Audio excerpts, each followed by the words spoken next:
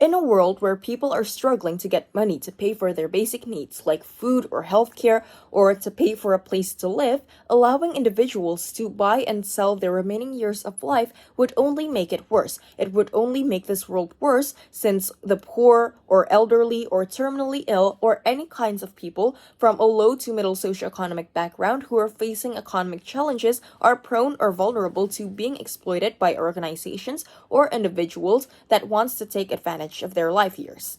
We, as the opposition side of the House, defends a world where even though the technology to sell or to buy or exchange life years exists, we would still restrict the access to people buying and selling their years of life completely.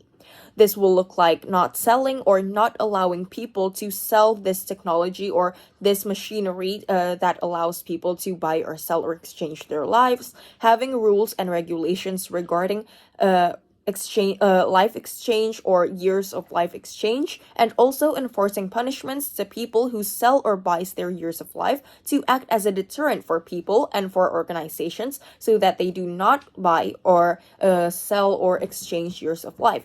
And while the government side of the House defends otherwise. And I have two main arguments that I will be delivering today.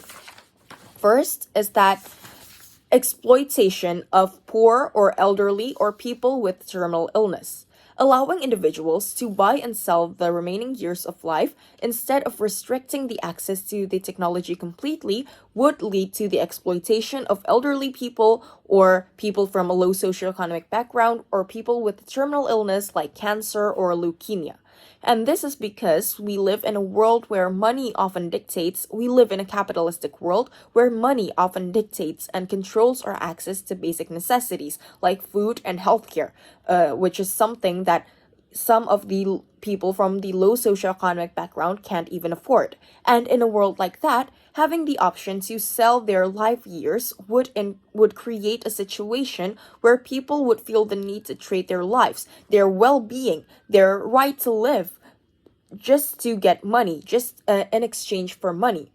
Poor people may feel pressured to sell when this system is legalized. Poor people may feel pressure to sell the remaining years of their life to help with their family's financial burdens, to help alleviate them off of their financial burdens, off of their stresses, and they would sell their lives just to do that. While the elderly people whose families aren't around and they may not have a secure financial support since they have stopped working or maybe they are also from a low socioeconomic background could be targeted by people or organizations with ill intent just to give the remaining years of their life without being fully explained about what it would mean, about how it would affect their lives in the future, about how their lifespan would decrease by them selling their life. And terminally ill people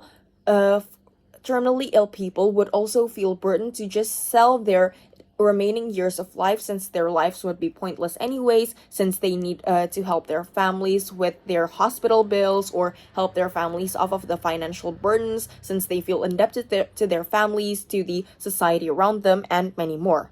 Therefore, by restricting access to the technology completely, by making rules and regulations that strictly forbids people from selling or buying their lives or remaining years, by having or reinforcing punishments such as a time in jail or, for example, fine payments and many more, for the people who do it, it will act as a deterrent for both individuals and organizations so that people who are facing economic challenges would not immediately resort to selling their years since they know that it is illegal, so that there is a lesser chance for elderly or people with terminal illness to be exploited or lied to by organizations or people with ill intent and to be lied to by irresponsible people. And while yes, as the opposition side of the House might say, there might still be people doing this, even though we have implemented regulations, even though we have restricted people from buying or selling or exchanging their years of life, there might still be people doing this illegally, be it through the black market, etc. But however, if we do enforce rules and regulations or punishments so that people do not do this, even though there will still be people doing this legally, it actually already decreases the amount of people who will be prone to who are prone to be exploited. It already decreases the amount of people who would buy or exchange their lives without thinking of the consequences. Therefore, it is much better than just allowing this system to go or to process legally.